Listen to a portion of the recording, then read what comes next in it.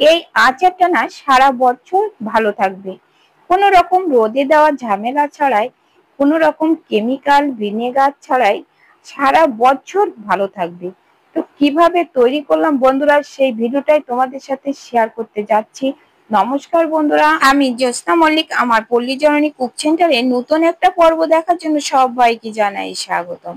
আজকে দেখো জলপাইয়ের আচার, দেখো কিভাবে আমি তৈরি করলাম সেই ভিডিওটাই তোমাদের সাথে শেয়ার করছি। আর এই যে দেখছি, এই আচারটা কিন্তু একেবারে ফ্রিজে রাখা লাগবে না, একদম বাইরে রেখে সারা বছর খাওয়া যাবে। তো বেশি করে যদি তৈরি করো সারা বছর খেতে পারবে, আর তা নাহলে এরকম অল্প একটু তৈরি করলে তো চোখের পলকে একেবারে শেষ হয়ে যাবে।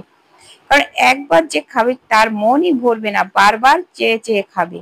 তো ভিডিওটা দেখতে থাকো তোমরা, আর দেখার শুরুতে কিন্তু একটা লাইক দিয়ে দিও, আর ভালো লাগলে তোমার বন্ধুদের সাথে শেয়ার করো।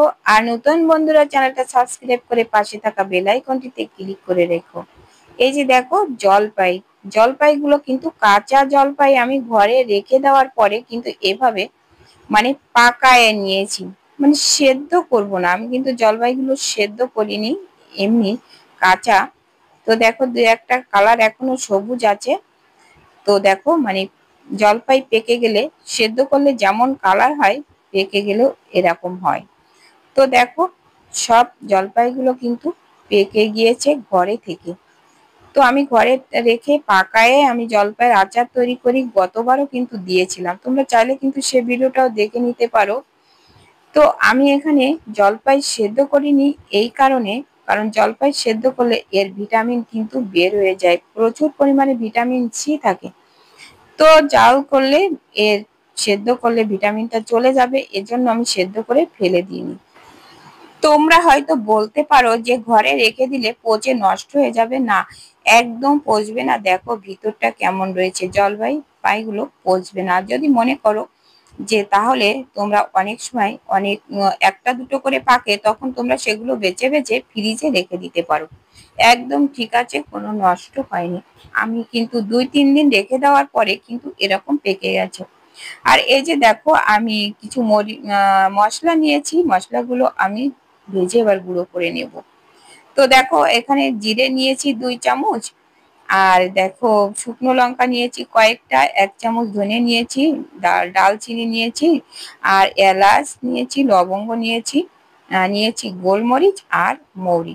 এগুলো মশলাগুলো আমি ভেজে গুঁড়ো করে নেব। আর ততক্ষণে কিন্তু আমি জলপাইগুলো একটা বড় থালাতে কিন্তু একটু মেলে দিয়েছি, যাতে করে জলপাইগুলোর জলটা উপর থেকে শুকায় যায়। এই যে দেখো কড়াইতে চলে আসলাম, আগে কড়াইতে দেখো আমি শুকনো লঙ্কাগুলো ভেজে নেব, কারণ শুকনো লঙ্কাগুলো একটু দেরি হবে ভাজতে, এজন্য মশলা আগে আগে থেকে যদি দেওয়া হয় কিন্তু মশলাগুলো পুড়ে যাবে, এজন্য। আচ্ছা, অনেক বন্ধুরা হয়তো বলবে যে আমরা আচার তৈরি করতে পারি, কিন্তু তোমরা কিভাবে তৈরি করো আর আমি কিভাবে তৈরি করি সে ভিডিওটাই তোমরা দেখতে থাকো। এই যে দেখো শুকনো লঙ্কাগুলো একটু ভাজা ভাজা হয়েছে, এই সময় কিন্তু এই বাকি মশলাগুলো দিয়ে দেব।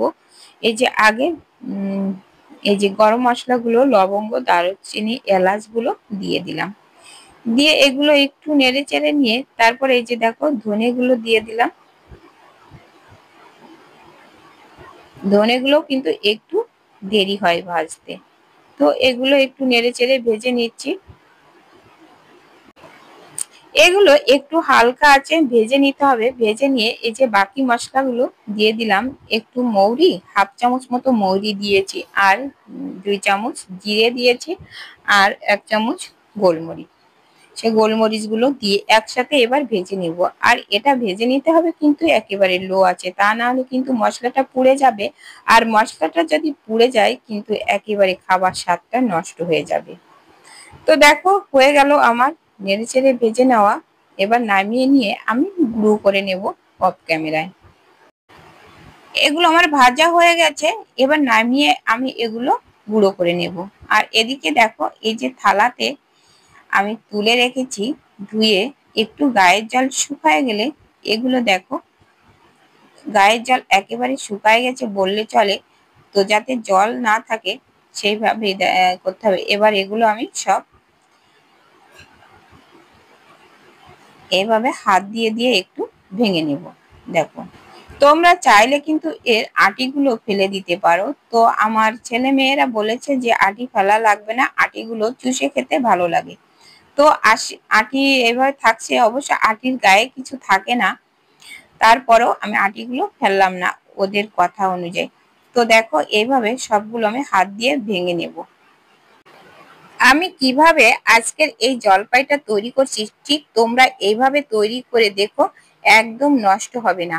অনেকেই বলে যে জলপাইয়ের আচারটা তৈরি করার পরে কিছুদিন পরে বাইরে রেখে দিলে, ফ্রিজে না রাখলে কিন্তু নষ্ট হয়ে যায়, কিন্তু ঠিক আমি যেভাবে তৈরি করছি এইভাবে তৈরি করে দেখো।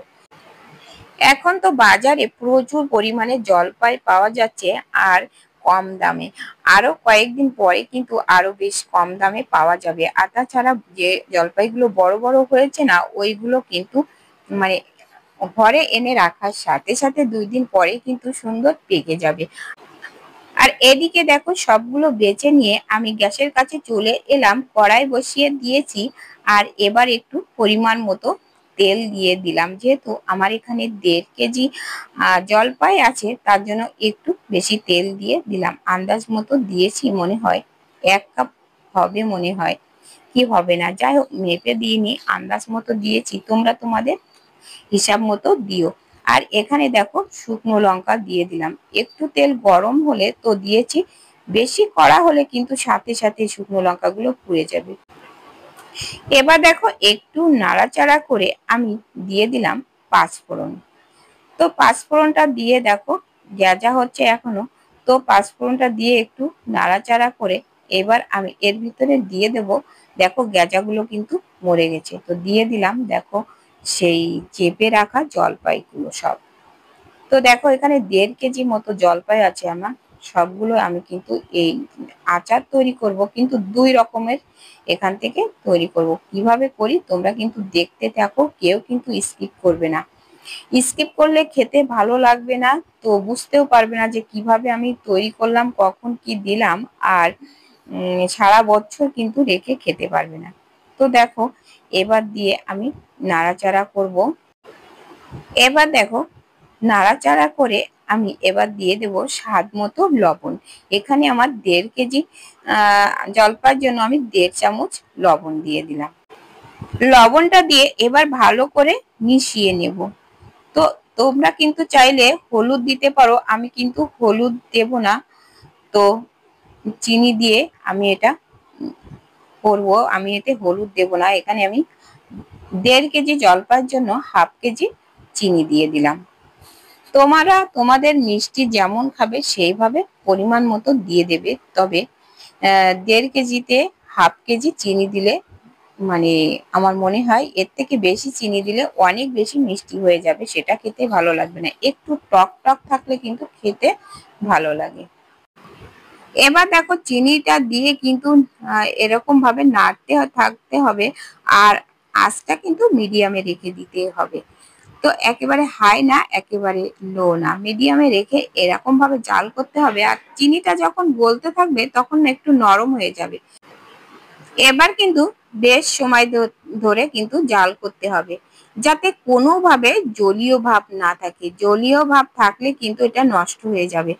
এইভাবে নাড়তে নাড়তে যখন দেখা যাচ্ছে এই জলপাই থেকে তেল ছেড়ে দিচ্ছে, তখন বুঝতে হবে যে আমার আচারটা পারফেক্ট হয়েছে। তো তোমরা দেখতে থাকো। দেখো, নাড়তে নাড়তে একসময় এরকম দলা পাকিয়ে যাবে, সব যেন মনে হচ্ছে এক জায়গায় গুটায়ে যাচ্ছে। তখন এই পর্যায়ে আমি যে ভেজে রাখা যে মশলা আছে, সেই মশলা আমি দিয়ে দেব। তো মশলাটা দেওয়ার আগে আমার খেয়াল ছিল না যে এখান থেকে আমার কিছু কেটে রাখতে হবে। এই যে দেখো, মশলা ছাড়াই তো আমি এই এক সাইড থেকে খানিকটা কেটে রাখলাম। এটা খেতে না আমার মেয়ে খুব ভালোবাসে, তো কেটে রাখলাম। তোমরাও এভাবে মশলা ছাড়াও খেয়ে দেখো, দারুণ লাগবে। ওটা কিন্তু ভাত দিয়েও খাওয়া যাবে, দুধ দিয়েও খাওয়া যাবে, মশলা ছাড়া ওটা। আর এই যে এটা মশলা দিয়ে যেটা করব, এটা কিন্তু খিচুড়ির সাথে খুব দারুণ লাগবে। তো তোমরা দেখতে পাচ্ছ, দেখো আমার কিন্তু একেবারে কড়াই থেকে ছেড়ে দিচ্ছে। দেখো, মানে জলপাই থেকে তেল ছেড়ে দিচ্ছে, তখনই তো দেখো কড়ার গায়ে থেকে একেবারে সব দলা পাকিয়ে যাচ্ছে।